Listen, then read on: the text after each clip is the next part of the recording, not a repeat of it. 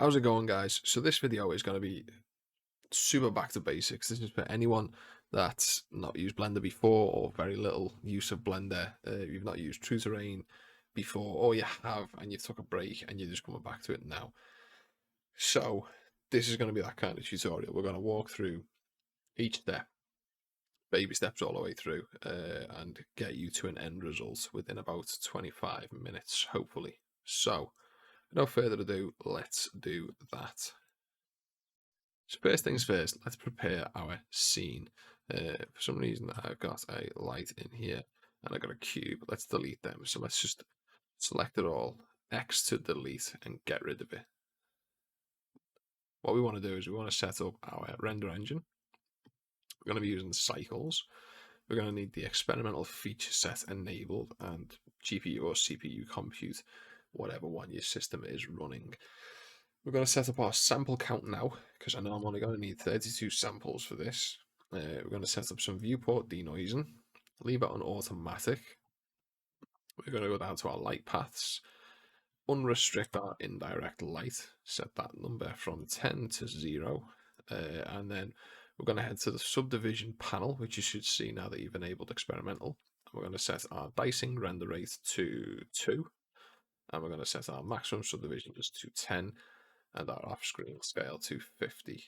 We've not got a camera to set up yet. We'll come back to that one in a bit.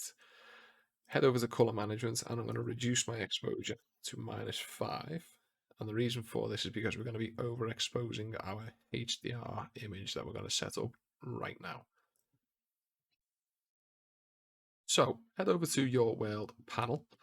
We're going to open surface and create a new one. So let's just create a new one. I don't know what that was showing then. Head over to this path where you'll see a color and it'll be gray, and then we've got a little yellow button to press. So we're going to click that, and I'm going to link you guys to the HDRI that I used, which is free from polyhaven.com. So we're going to click on this, head over to the environment texture and just select that. And then we're going to open an image, and we're going to head over to the place that we've downloaded it, select our image, our EXR image, and just load it in. Then what we need to do so that we can adjust the image's rotation, we do need to head into the node editor for this. It's just a little bit easier. So we're going to head up here, click this little button so we can choose a new workspace, and we're going to head to shader editor and then change object to world, and you will see your HDR. We're going to add 2 nodes in.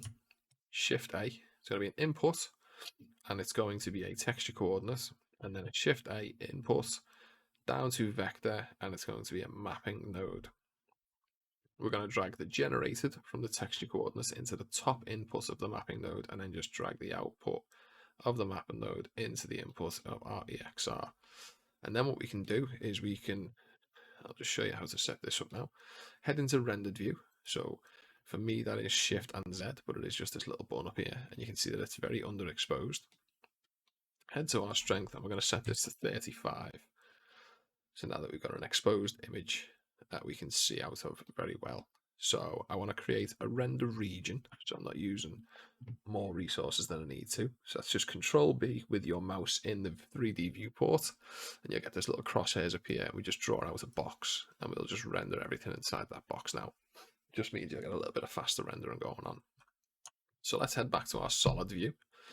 Now that we've got all of our scene ready and set up, prepared, let's start adding some terrains. So N on the keyboard will open up your N tool shelf, and we'll just head to True-VFX. You should have an option that says ANT landscape and then add a landscape. If you don't and you're seeing enable ANT landscape, just click that button and we'll automatically enable it for you. And then we just add a landscape. Before we click anything in the 3D viewport, we're going to head down to the bottom left where we've got this little box. Open this up and head to our operator presets. And we're just going to click on Canyon. Preset will load. I'm going to change the subdivision to 100 for both. To do them both at the same time, you just left click and drag quickly, and it'll allow you to select the 2 of them. And now that we've done that, we can select our mesh and then just press the the point or dot or full stop or period, whatever you call the button, that is a full stop on your numpad to just snap to this mesh that you've selected.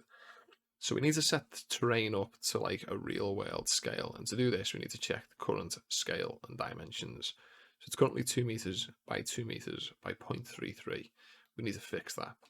So we're going to scale this up just by 50 by making sure we've got the mesh selected, S on your keyboard, and then just 50 on your numpad and enter full stop to come all the way back out and view it.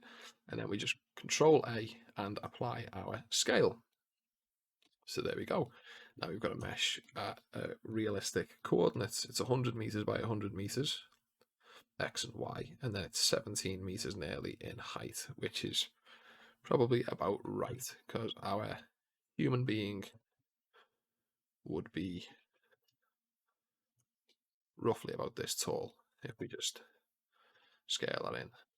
If we were to have a human in the scene, that's roughly about how tall it would be.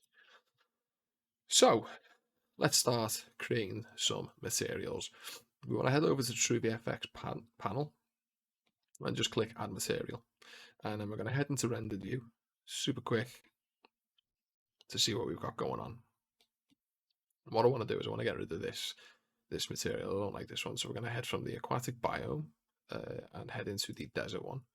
And I'm going to grab a desert ground, probably this dark sandy one here. But it's looking real flat. There's not any sort of shadows or anything. We're going to fix that now.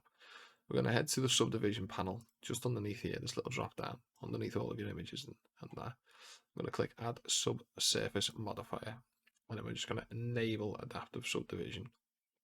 And what that's going to do is it's going to allow us then to create some new geometry from the texture maps that we've got. We're going to head up to the material displacement just above the subdivision option.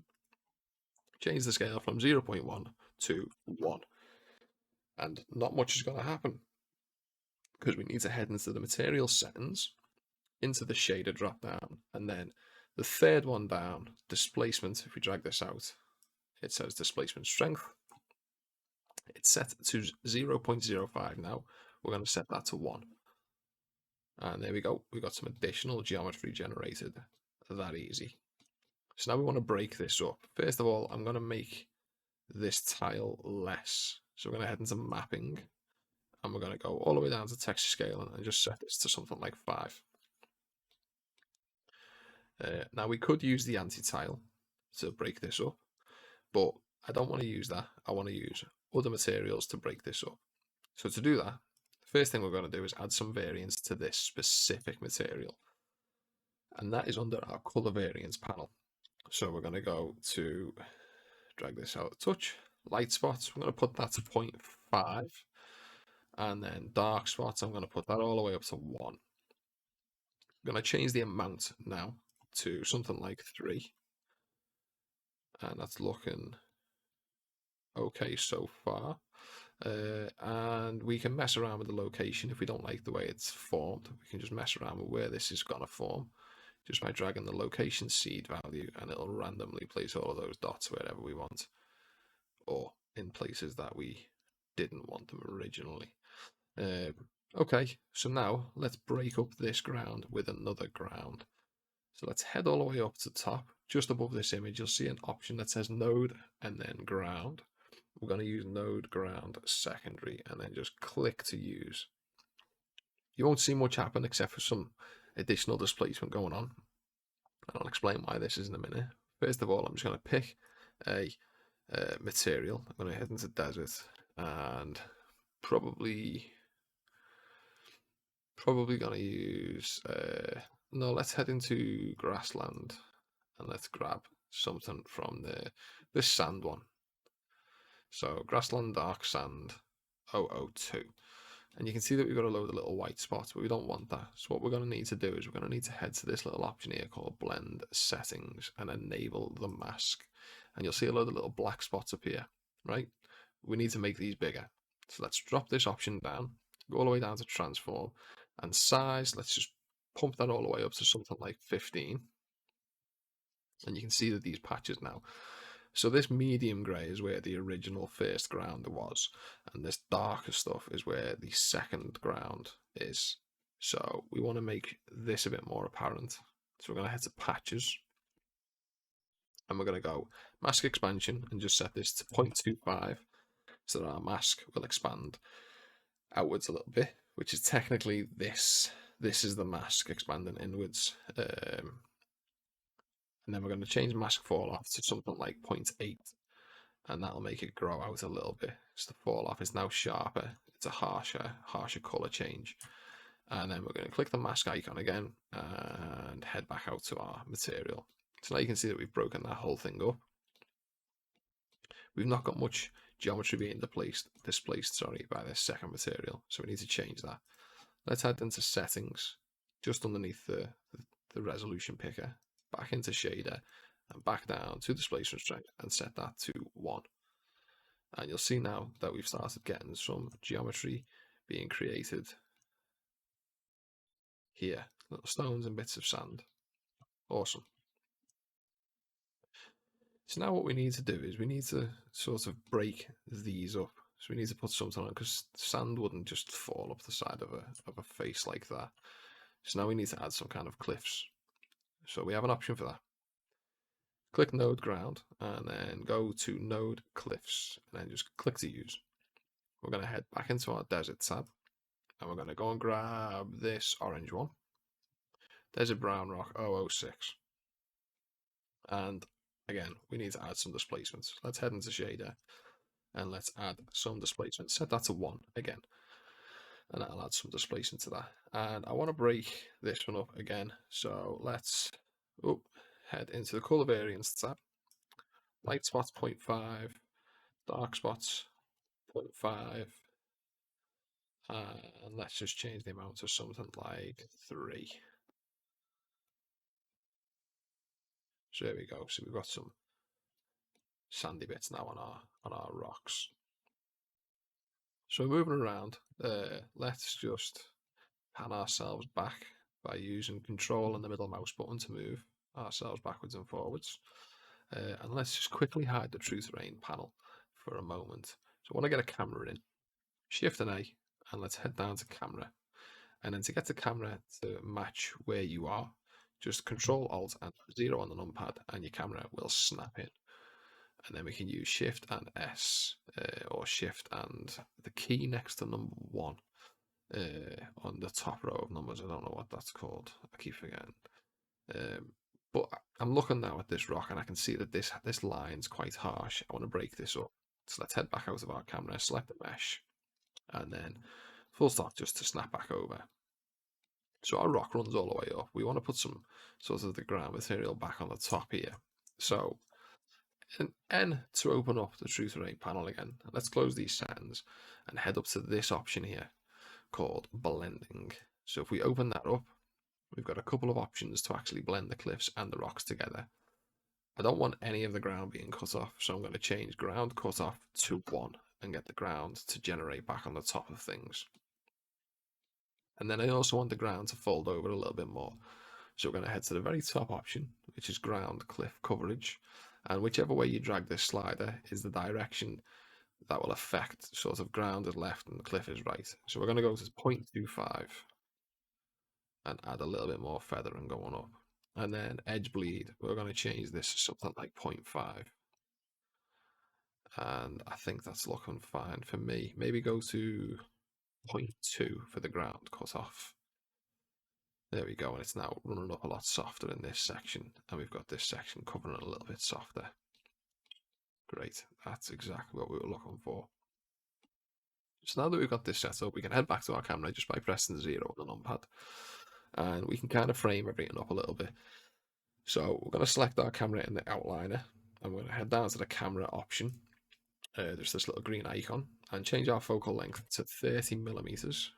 And then we're just going to Shift and F to move our camera a touch, and then W to move forward a little bit like this. And I'm not really fond of this stuff in the background, so let's add another terrain in behind here somewhere. So we can easily do that. Let's just close or turn off and go back to our solid view. Let's grab our terrain, and we're going to Shift and D to duplicate it, and then Shift and Z to lock it on the Z coordinate that it's on, so it'll only move X and Y. We're going to move it out here a little bit, and then R and Z to rotate it on the Z. And let's have a little quick look. Right, that's looking framed up nice, but we need to adjust this level here. So let's select the mesh again, make sure we've snapped to it, and then we're going to head into edit mode with tab. And I want to select this, just this bottom rung of edges. So we're going to head to edge select, click one edge, and then alt and click that edge again. Now we can move this as much as we want, but we want to make sure that we sort of drag everything down and fall off. So we do this by enabling proportional editing, which is this little icon up here, or 0 on your keyboard. And then we click G to move, and a little circle will have appeared somewhere on your screen. If you scroll down on your scroll wheel and expand the circle, then we can press Z to move it only up and down on the Z axis. And let's expand this out a little bit more. There we go. And let's head back to our camera view, come out of edit mode, and then we're just going to scale the mesh on the Z axis a touch, and then G and X to move it along the X axis, and then G and Z to move it down, just so we can cover this little bit. So if we disable our overlays, we can see now that we've got the canyon running into the back there. And if we head back into rendered view, it'll share the exact same material, but we don't want it to share the same material. What we want to do is we want to give this a slightly different material. So first of all, let's head out and put our overlays back on. Select this first mesh, and we can see that this is called terrain. This material is called terrain, and so is this one. They share the same material. So we want to head to the second mesh and then head down to the material tab just here, and then see this little number 4. If we click that, it will make this material totally independent of this one now. So now what we can do is we can head back into our camera view. We can go back into rendered view, and with our desert cliff that we had selected before, go back into the settings, run all the way down to special, and we're going to apply the anti-tile. And that'll break up this cliff face now, this wall. So I want to move my camera a touch. So I'm going to shift F just to move my camera around a touch, and I'm going to move it down a little bit, something like this. And then I'm going to hide my overlays. I'm going to probably move this rear mesh back up just a touch. So G and Z, and then shift to move it slowly, like so. Hide my overlays.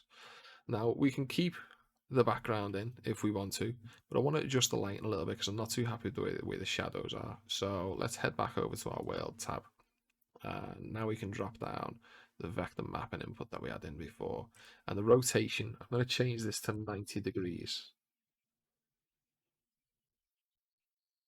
Much nicer. If we change it to 100, just because I can see just in the corner there we've got something going on. How do we, where is that? So we could leave that in the background if you wanted to, but I'm probably going to change it to 110 just to hide all that stuff out of the background, yeah. Okay, now that we've got our terrains set up, we're just going to add some rocks. So we do this very easily. Let's head out of the rendered view, go back to solid, and let's just select with our overlays on our first mesh. And we're going to head over to assets, head over to rocks, and we're not going to use the scatter, we're going to use click to place. So we're going to click place, and we're going to head down to rotation, and we're going to randomize both the X and the Y. And then for scale, we're going to randomize the scale. So minimum scale, we're going to set to 0.7, and maximum scale 1.5. And what we can do now is we can start placing these rocks. So if we click a rock type that we want, probably going to go with the desert procedural, and click to place, you'll now get a cursor where you can just start left clicking to actually place some stuff down. As you can see, our procedural rocks are all totally random. And the shader on them is procedural too, which means that you shouldn't get anything that looks the same. There's no textures or anything like that. So we've got some rocks here. And then I'm going to head out of the camera just for a second, just because I want to put some, just scatter some around here. Even though we can't really see them, or we won't be able to really see them, it's nice for them to just be there. I don't like that one, so we'll delete that in a second. Okay, and then if we right click, we can end our selection. And with them all selected, we're just going to leave our mouse in the 3D viewport, press M, and then just create a new collection. And we just do that by clicking that button, and we're just going to type rocks and click OK. And I'm going to get rid of this one here because that one was terrible. And what we can do now is head back into rendered view and see what our rocks are now looking like.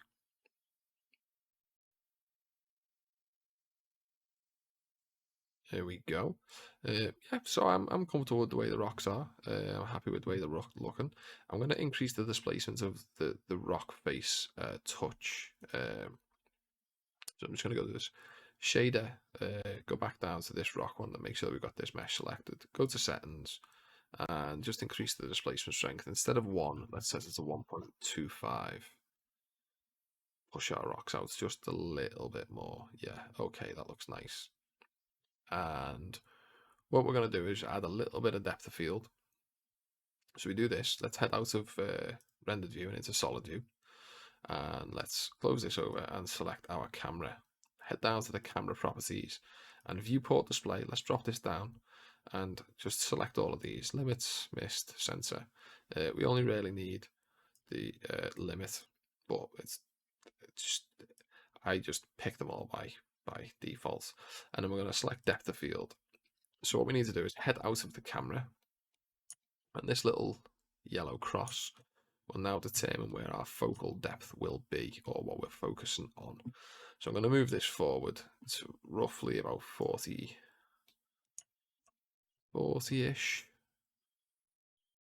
Yeah. No, I would say I'm going to go into top-down view. That's 7 on your numpad. I would say there it's probably about 5. So let's say 35 meters. Let's head back into our camera with 0, and let's just open the render up.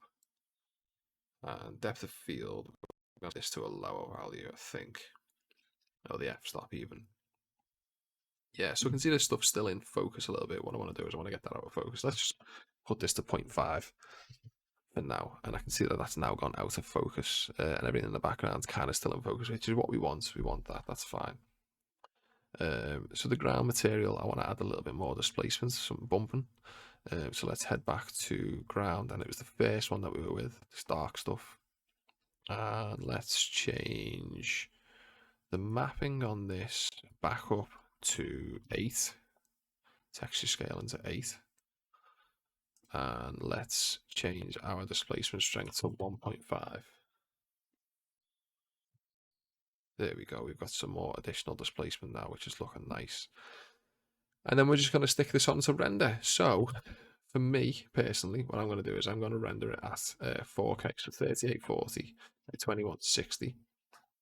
And this is why I had my sample count so low. So we're going to leave our sample count low. We could have it anywhere sort of between 20 and 32. This will give good results. And then denoising, we can enable a render denoiser if we want to, but because this is a still image, I'm probably not going to denoise it because I think a little bit of noise adds to the realism. So just make sure that we've got everything set up. Back to subdivision. Let's enable the camera now. This is our camera that we're going to be subdividing against. And I think everything else is probably fine. Color management we're good with. Performance is going to be good. I'm going to change my render tile size to 64 just because it is such a large render. And I know everyone says bigger tiles are better, but that's not necessarily always the case. So I think we're probably good to go. I'm going to stick this onto render and then come back to you when it's done. So there we go, guys. I am more than happy with that result that we've got there. As you can see, obviously we've got a 4K and we've got a little bit of noise, but I think the noise adds just to the realism a touch. One thing that we are going to do is I'm just gonna drag this over to the right of my screen and just open up Blender, and I'm gonna head into the compositor, right click this and maximize this whole area. We're going to use some nodes and we're going to add a touch of some camera effects, just so that you guys, just from the start to the end, I want to make sure that you guys are putting out the work that is possible. So first thing we want to do is we want to add a filter, right? And we want to add a glare filter. We're going to be very, very, very, very light with this. So we want to change it from streaks and we want to change it to glow.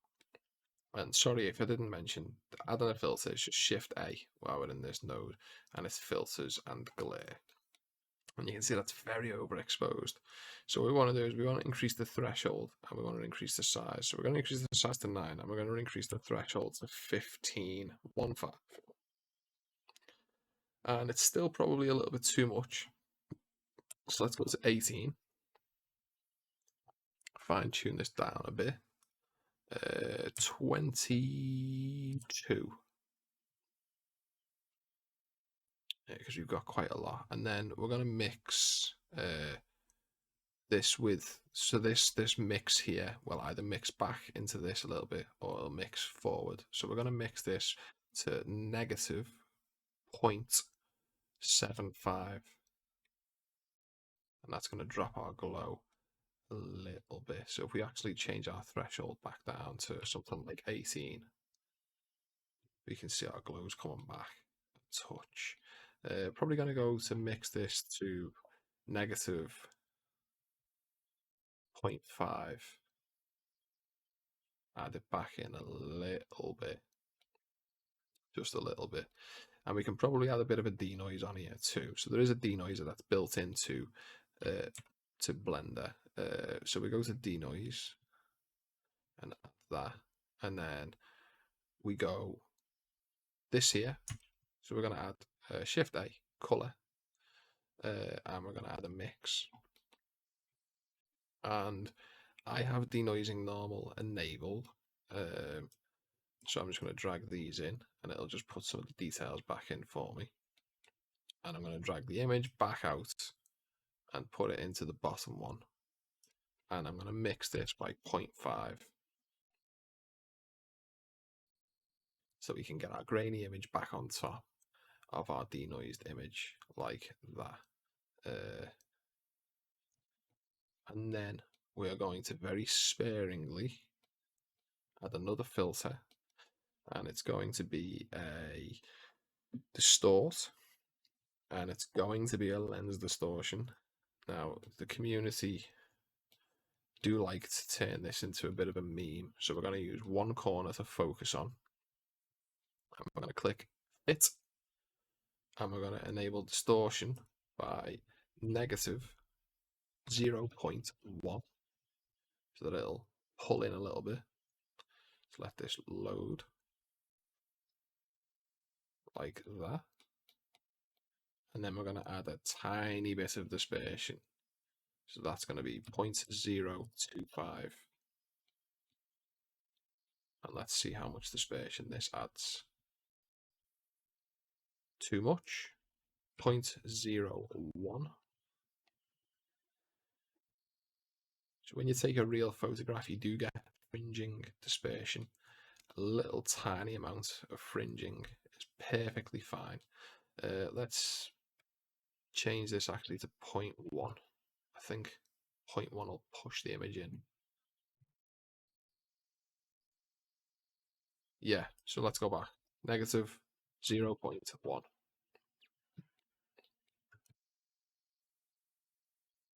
And we'll see the image push back out as if we were using a 35mm camera. And we've got a tiny, tiny, tiny, tiny, tiny bit of fringing. That's still probably a little bit too much. So let's go down again to 0.05. because this is quite a lot here. We don't need that much. That doesn't happen with a real camera. Even the world's best lenses still get a little bit of fringing, and that's probably perfectly fine now. And we're probably going to just a little bit, add a little bit more fog glow. So we're going to change this from 0.5, negative 0.5 to negative 0.25. And throw a little bit of glow back in. Like that. Because again, even the best camera lenses in the world still get a bit of glow if you've got it on the right setting. And that is probably where we're at now. So let's have a look. I think that looks pretty good, if I do say so myself, and it's very achievable. So I'm going to leave it with you there, guys.